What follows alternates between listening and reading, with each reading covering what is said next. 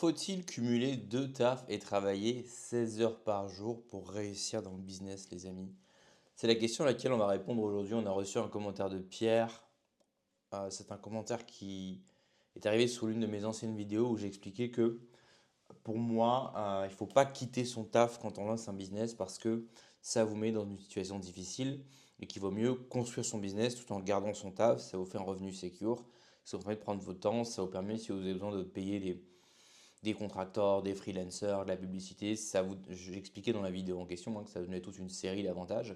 Mais Pierre, évidemment, nous a répondu et nous a dit que peut-être que pour un empire digital, ça peut le faire. Mais pour ceux qui demandent de travailler en présentiel chez les clients, je vois difficilement comment combiner 16 heures de travail par jour pendant 2 ans, tout en espérant que l'un et l'autre fonctionnent. Alors, on va essayer de décortiquer un petit peu cette phrase, parce que là, il y a beaucoup d'assumptions qui sont faites là-dedans, beaucoup d'affirmations et de sous-entendus. Et on va essayer de voir un petit peu du coup, est-ce que, comme Pierre nous le dit, c'est nécessaire de travailler 16 heures par jour, puisque comme je dis que on a compris, 16 heures c'est 8 heures un travail normal et 8 heures le side business qu'on est en train de monter. Et du coup, Pierre, grosso modo, nous dit c'est pas possible. Donc il faut quitter son taf. Alors, la première chose que j'ai envie de dire, c'est que, commençons. 16 heures de travail. Quand tu vas commencer ton side business, Pierre, en fait, tu ne vas pas avoir 16 heures de travail, puisque ton side business au début va te demander peu de travail, d'accord? Puisque tu débutes, donc tu mets en place certaines choses, tu n'as pas encore de clients forcément, ou tu en as peu, ça ne te prend pas beaucoup de temps. Si tu en arrives au moment où ton side business te prend 8 heures de travail par jour, mais 8 heures de vrai travail, hein, pas je passe 4 heures par jour à réfléchir sur un logo. En fait, c'est une très bonne chose. Ça veut dire que ton business a décollé, ça veut dire que ton business fonctionne, ça veut dire qu'il y a du travail, il y a des choses à faire. Alors, il y a autre chose à préciser. Il dit tout en espérant que l'un et l'autre fonctionnent. Généralement, quand on a un travail salarié, on n'espère rien. Ça fonctionne, hein, on est payé tous les mois. Le côté espoir, en fait, ne concerne que le business. Parce que c'est que dans le business qu'il y a ces incertitudes. Généralement, quand tu as un emploi salarié, il n'y a pas d'incertitude. Tu sais qu'au bout des 30 jours, tu vas être payé. Donc, il faudrait plutôt dire travailler 16 heures par jour, tout en espérant que le side business décolle. Sauf qu'encore une fois, si ton side business te demande 8 heures de travail par jour, donc tu as énormément de business, c'est qu'il a décollé. La deuxième chose, c'est que généralement, un business, hein, contrairement à un emploi salarié, tu es libre de tes horaires. Évidemment, on a compris que là, Pierre nous parle, et effectivement, il ne nous a pas dit de quel business il était question, hein, mais on peut imaginer que ce soit un business, ou que ce soit en présentiel, et où en plus il faille être sur le terrain 8 heures par jour. Moi, je vais vous dire les choses. Si vous montez un business, entre guillemets, qui vous demande 8 heures de travail par jour en présentiel, c'est pas vraiment un business, les amis. C'est un job. Je vous l'ai déjà expliqué très souvent, la différence entre une affaire, alors une entreprise et un travail, c'est que quand on a un business, quand on a une entreprise, on peut déléguer. C'est très important pour moi, c'est la distinction principale. Pourquoi? Parce que quand, par exemple, même si vous avez un travail très bien rémunéré, vous gagnez 10 000 € par mois, est-ce que c'est possible pour vous d'aller voir votre boss et lui dire, bah tu vois, ce travail que je fais pour toi, que tu me payes 10 000 € par mois, écoute, ce que je vais faire, c'est que je vais plus venir au bureau et ça va être mon pote là, Jérémy, qui va venir. Il va faire le boulot à ma place, t'inquiète, ce sera très bien fait. Tu me payes 10 000 €, puis moi je paierai Jérémy 3 ou 4 000 € et j'engage la différence. T'es d'accord? Évidemment, votre boss ne sera pas d'accord. Mais quand vous travaillez en tant qu'entreprise, c'est possible. Si vous faites, je prends l'exemple au hasard, hein, vous faites du copywriting, ou vous faites de la création de site internet, vous négociez avec le client, vous expliquez ce que votre boîte est capable de faire, ce que votre agence est capable de faire. Les clients, après, concrètement, savoir qui fait le boulot, ils s'en foutent. Prenons notre exemple, dans l'immobilier, quand vous contactez un chef de chantier pour faire, pour faire votre maison, concrètement, savoir qui est le mec qui va faire les escaliers, qui est le mec qui va peindre les murs, qui est le mec qui va faire l'électricité, ça ne vous intéresse pas. Vous venez une fois par semaine, vous interfacez avec le chef de chantier, il vous dit comment ça avance, le reste c'est son affaire. Donc si tu as un business, tu dois pouvoir déléguer. Si tu as un business qui te demande 8 heures par jour de travail, c'est très bien.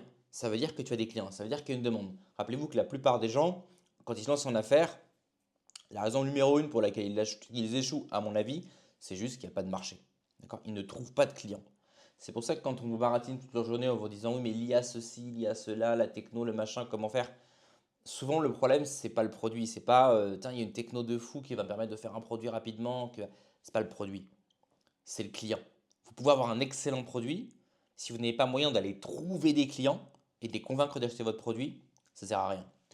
Donc, si ton business te demande de travailler dessus 8 heures par jour, c'est qu'il y a une vraie demande. Tu as des chantiers, tu as des… Encore une fois, on ne sait pas dans quel business, dans quel secteur d'activité il travaille, mais il parle d'être en présentiel. Même si ton business requiert d'être en présentiel, délègue, tout simplement. Délègue. Si tu as 8 heures de travail par jour, c'est que tu as des clients, c'est que tu as de la trésorerie, tu as des revenus. Délègue. Délègue et scale. Et en parlant de ça, c'est le moment d'aller chercher en description tes petits goodies. Tu as les 10 erreurs fatales de l'expatrié et 5 clés pour se lancer sur Airbnb sans argent. Tout ce que tu vas faire, c'est cliquer en description, t'inscrire à la newsletter. Ensuite, tu vas voir dans les articles, il y a un article qui commencer ici. Et c'est l'article qui est featured. Tu as au début de l'article les 2 liens pour télécharger gratuitement ces 2 petits guides, les 10 erreurs fatales de l'expatrié et 5 clés pour se lancer sur Airbnb. Aussitôt tu appliqueras ces petits conseils, aussitôt tu pourras gagner de l'oseille et quitter le shithole France. On se retrouve tout de suite. Qu'est-ce qui est mieux? Gagner, je prends un chiffre au hasard, mais 5 000 € par mois, mais vous êtes sur le terrain 8 heures par jour, ou payer un mec, gagner seulement 1 000 € par mois et vous êtes sur le terrain 1 heure par semaine. Évidemment, c'est la deuxième possibilité. Parce que la deuxième possibilité, vous vous êtes dégagé du temps. Vous pouvez scale. C'est-à-dire que vous pouvez, le mec, ce business-là, ce mec-là qui fait le travail à votre place, même s'il vous bouffe 80% de vos revenus, vous pouvez en avoir 1, 2, 3, 4, 5, 6, 7, 8, 9, 10. Vous pouvez le scale à l'infini. Alors que quand vous êtes sur place, vous ne pouvez pas vous scale vous-même. Vous ne pouvez pas vous démultiplier vous-même. C'est pour ça que il vaut mieux avoir un business model qui vous êtes complètement libre de votre temps et c'est scalable, quitte à tout déléguer et à gagner moins d'argent. Puisqu'après, même si vous gagnez moins d'argent sur une opération, vous allez pouvoir la scale parce que vous avez mis des process de délégation et in fine, vous allez pouvoir créer cette décorrélation entre votre temps et votre argent, ce qui est la chose la plus importante. À partir du moment où cette décorrélation est créée, on scale et là, on peut gagner vraiment beaucoup d'argent. Mais s'il n'y a pas cette décorrélation de votre temps et votre argent, vous n'avez pas vraiment de business. Donc, de deux choses l'une. Ou bien le business de Pierre lui demande 8 heures par jour, en plus de son travail salarié, et il ne peut pas le déléguer. Il faut vraiment qu'il soit sur le terrain 8 heures par jour et ce n'est pas délégable. Auquel cas, Pierre, tu n'as pas de business, tu as juste un autre job. Ou bien le business de Pierre peut être délégué, auquel cas, il faut qu'il le délègue. Ou bien le business de Pierre, peut-être pour le moment, n'est pas très optimisé. Et il ne peut pas forcément le déléguer, mais ce qu'il pourrait faire à ce moment-là, c'est au lieu de passer 8 heures par jour à travailler avec les clients, peut-être travailler 2, 3, 4 heures par jour. Et plutôt que se demander comment je pourrais travailler plus, se poser la question de savoir comment je pourrais travailler mieux. Pour pouvoir justement arriver à cet état où ton business rapporte suffisamment d'argent pour commencer à déléguer. D'accord? Je répète encore une fois, si tu es obligé de passer en présentiel en plus, 8 heures par jour sur ton side business sans pouvoir déléguer, tu n'as pas de business, tu as juste un autre job. Ceci étant dit, Pierre, effectivement, ici, nous parle d'une situation très particulière. On a dit il y a 8 heures de travail et en plus, c'est en présentiel. Pour l'écrasante majorité des business que vous allez monter, ce ne sera pas forcément en présentiel et surtout, il n'y aura pas forcément 8 heures de travail, à savoir que ce sera à vous de choisir combien de clients vous prenez, quand est-ce que vous bossez, alors évidemment, il va y avoir des deadlines, etc. Mais du coup, à vous de fixer les deadlines et de planifier votre cadence de travail pour que ça ne vous prenne pas 8 heures par jour. D'accord? Maintenant, si j'ai un business, mettons, je n'ai pas commencé à créer des process pour déléguer, j'ai un business qui pourrait déléguer, qui pourrait être automatisé, mais je ne l'ai pas encore fait. Il me demande 8 heures par jour parce que je fais tout moi-même, mais ça commence à bien me rapporter de l'argent. Est-ce que je quitte mon emploi? Bah déjà, réalistiquement parlant, tu ne vas pas vraiment pouvoir arriver au moment où tu bosses 16 heures par jour. C'est-à-dire que si ton business, ton side business commence à te demander 2 heures par jour, 4 heures par jour, 2 à 4 heures par jour, c'est faisable. Ça va fatiguer quand même. Mais quand la charge de travail sera tellement élevée qu'en plus de ton travail salarié, tu vas devoir travailler 6 heures par jour, tu ne vas plus pouvoir le faire. Et là, ce qu'il faut commencer à faire, c'est tout de suite commencer à déléguer. À savoir ne pas attendre qu'il y ait 8 heures de travail par jour à faire pour commencer à déléguer. À partir du moment où ton business te demande 3 à 4 heures par jour, commence directement à déléguer. Ces 4 heures, tu dois les réduire. Tu délègues et à partir du moment où tu as délégué, tu n'as plus 4 heures à faire, tu n'as plus qu'une demi-heure à faire. N'attendez pas qu'il soit trop tard, n'attendez pas que la charge de travail soit trop lourde pour déléguer. Dès que vous pouvez déléguer, commencez à déléguer. D'accord? Et une fois que votre side business, du coup, vous rapporte suffisamment d'argent, alors là, vous pouvez quitter votre emploi salarié. Voilà. Maintenant, je ne sais pas vraiment quelle pourrait être la situation qui pourrait justifier. Alors peut-être que, je sais pas, le mec, mettons, il se dit, bah oui, mais moi, par exemple, j'ai acheté un restaurant, donc il faut que je sois dedans. Bon, déjà, un restaurant, très mauvais business model, hein. Mais tu as acheté un restaurant, tu as du personnel. Eh ben, ton taf, tu le délègues aussi. Mais admettons, allez, j'ai acheté un restaurant, j'ai acheté un café, il faut que je sois dedans 8 heures par jour. Je peux pas déléguer mon travail de manager parce que je fais pas confiance, nanana, très mauvais mindset, soit dit en passant. Mais ben, comment je peux faire alors, puisque je peux pas être en même temps 8 heures par jour dans mon resto et 8 heures par jour à mon travail? Numéro un, ne te lance pas dans un business old school comme ça, ou qui va te forcer à être sur place 8 heures par jour alors que tu sais même pas si ça va être rentable. C'est prendre des risques pour rien. Numéro 2, dans le pire des cas, bah, effectivement, si tu as vraiment envie de lancer ton resto, si tu as vraiment envie de t'engager dans une voie qui te bloque 8 heures par jour en présentiel, avant même de savoir si ça va être rentable et qui te force à quitter ton emploi, j'ai envie de te dire, ne le fais pas. Mais si tu veux le faire, alors il y a d'autres possibilités, d'autres commentaires justement aller dans ce sens. Tout simplement, par exemple, vous pouvez profiter du chômage, faire un arrangement avec votre boss pour ou bien avoir une année sabbatique ou un licenciement ou vous faites une entente. Il y a des moyens de le faire. Mais pour moi, c'est déjà aller dans la mauvaise direction. Il y a tellement de business où vous êtes libre, vous pouvez moduler vos heures. Est-ce que je bosse 1 heure, 2 heures, 4 heures, 6 heures, 8 heures? Il y a tellement de business où tout peut être délégué. Il y a tellement de business où vous pouvez commencer doucement et avant d'arriver à l'étape où vous avez 8 heures de travail par jour, être sûr que c'est rentable. Pourquoi se lancer dans un business où vous avez tous les inconvénients sans avoir les avantages, à savoir où vous allez vous engager, vous allez quitter votre emploi, être sur le tarmac 8 heures par jour, alors que vous ne savez même pas si ça va être rentable. Ça me paraît être une grosse prise de risque. Lancez-vous plutôt dans des business où vous pouvez commencer 1 heure, 2 heures par jour et monter petit à petit. Et quand vous arrivez à 4 heures, 6 heures par jour de travail, hein, donc vous faites du coaching, vous faites du copywriting, vous faites ce que vous voulez, vous gagnez de l'argent. N'attendez pas que ça vous prenne 8 heures par jour. Directement, vous commencez à déléguer. Directement, vous commencez à recruter. Directement, vous commencez à automatiser. Directement, vous commencez à prendre des assistants virtuels. Directement, vous commencez à aller sur Upwork. D'accord? Voilà. Voilà ce que j'ai à répondre à Pierre. Euh, pour moi, la situation là qu'il décrit, c'est une situation dans laquelle quelqu'un qui s'est préparé, quelqu'un qui a une bonne vision du business, où il veut chercher à automatiser, standardiser et déléguer, cette personne-là n'arrivera pas dans cette situation-là. Pierre, si tu vois ce commentaire, n'hésite pas à me préciser, à me dire effectivement à quel business model tu pensais, à quoi tu pensais quand tu me parlais de travailler 16 heures par jour, c'est-à-dire voilà, d'avoir un business qui est en fait un taf.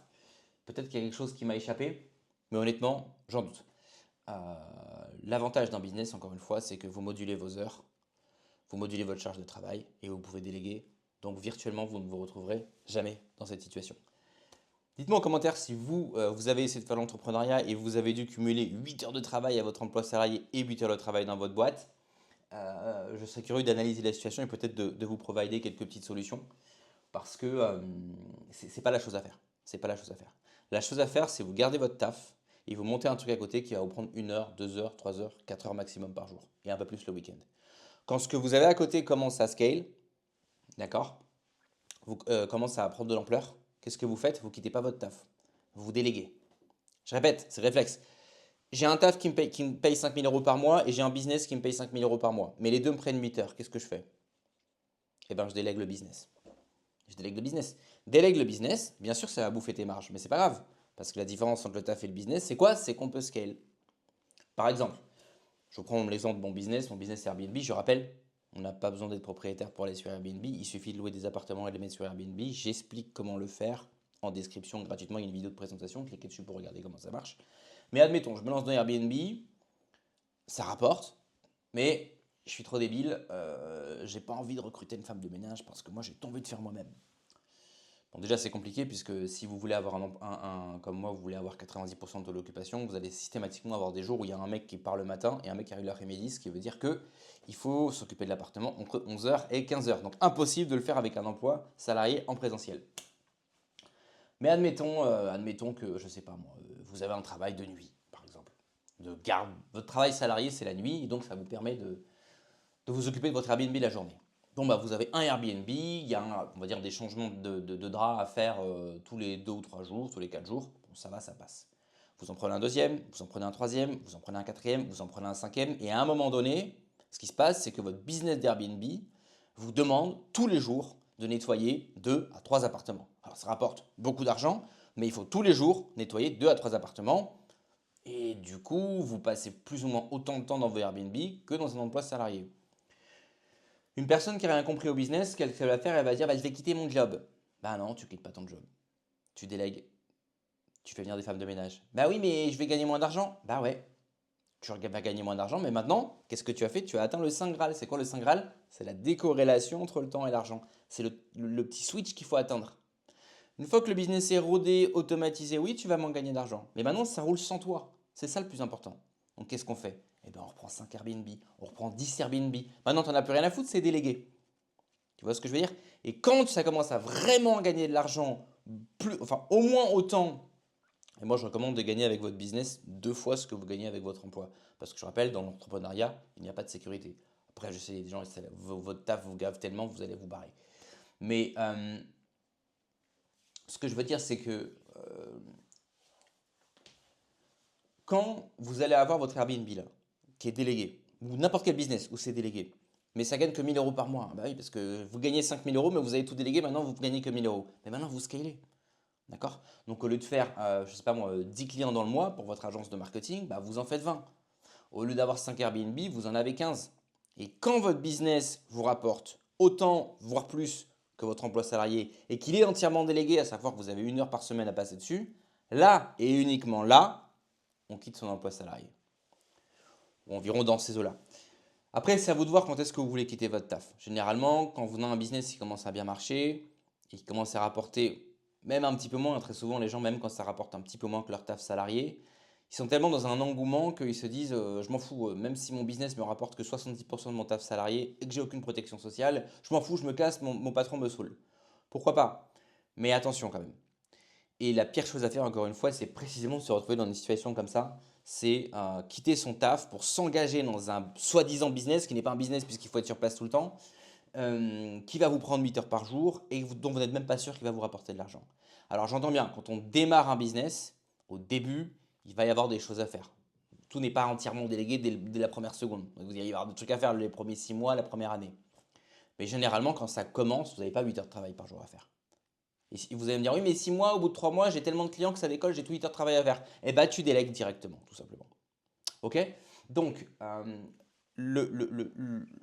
ce qui est intéressant, les gens pensent souvent que monter un business, c'est bien parce qu'on est libre. En fait, ils détestent juste leur boss. Vous ne comprenez pas, le véritable avantage d'avoir un business par rapport à un taf, c'est que dans un business, on peut décorréler son temps de son argent et donc on peut scale parce que vous n'avez que 24 heures par jour. Vous ne pouvez pas travailler plus que donc 8 heures par jour ou 10 heures ou maximum 12 heures par jour. D'accord? Par contre, vous pouvez avoir 50 Airbnb, vous pouvez avoir 100 employés, vous pouvez avoir, je ne sais pas moi, une équipe sous votre coude qui gère 10 ou 20 ou 30 clients par mois pour faire du marketing, pour faire du copywriting, pour faire de ce que vous voulez. À partir du moment où il y a cette décorrélation, alors la question qui se pose, c'est plus combien de temps j'ai dans une journée, c'est quand je mets 1 euro dans la machine, il y a combien qui sort? Si il y a 2 euros qui sortent, bah, je mets 2 euros, il y a 4 qui sortent. Je mets 4, il y a 8 qui sortent. Vous comprenez? C'est une logique différente. Et l'idée, c'est d'arriver à cette logique-là. Sinon, vous ne serez jamais libre de votre temps, vous ne serez jamais libre de vos déplacements et vous aurez un plafond, de toute façon, au-dessus de votre tête. Parce que même si vous êtes le meilleur médecin, le meilleur avocat, il y a une limite à ce que vous pouvez gagner tant que vous échangez votre temps contre de l'argent. Focussez toujours sur comment je fais pour arrêter d'échanger mon temps contre mon argent. C'est ce qu'il y a de plus important dans les affaires, les amis. Si vous avez des questions pour monter un business, si vous avez envie que je vous donne mon avis sur une idée de business que vous avez, ou si vous avez déjà un business qui tourne, vous n'arrivez pas à déléguer, vous êtes dans la tête dans le guidon en permanence et que vous voulez que je vous donne des tips d'amélioration en termes de comment déléguer, comment recruter, comment créer ce que j'appelle des SOPs, donc procédures d'opération standard, comment créer des documentations pour vos employés. Et quand je dis vos employés, ça peut juste être un mec que vous avez recruté sur Upwork, ça prend 2 minutes, d'accord? Comment recruter justement des personnes qualifiées, quels que soient les conseils que vous ayez, posez-les en commentaire, je me ferai un plaisir d'y répondre gratuitement. Pour ceux d'entre vous qui est intéressé par le business ou l'expatriation, section description, il y a ma newsletter, on parle business, on passe l'expatriation tout le temps. Et pour ceux d'entre vous qui voulez lancer un business clé en main, vous ne savez pas quoi vous lancer, vous voulez faire comme moi, il y a une vidéo de présentation. Je rappelle, l'arbitrage Airbnb, le seul business dont les résultats sont 100% garantis, parce qu'on a des logiciels qui nous montrent texto combien gagnent les Airbnb dans notre ville. Et surtout, rentable en 30 jours. Parce que dès que vous foutez l'appartement sur Airbnb, vous lancez l'appartement, les clients commencent directement à réserver, les amis. On se retrouve la prochaine fois sur Empire Digital. Ciao!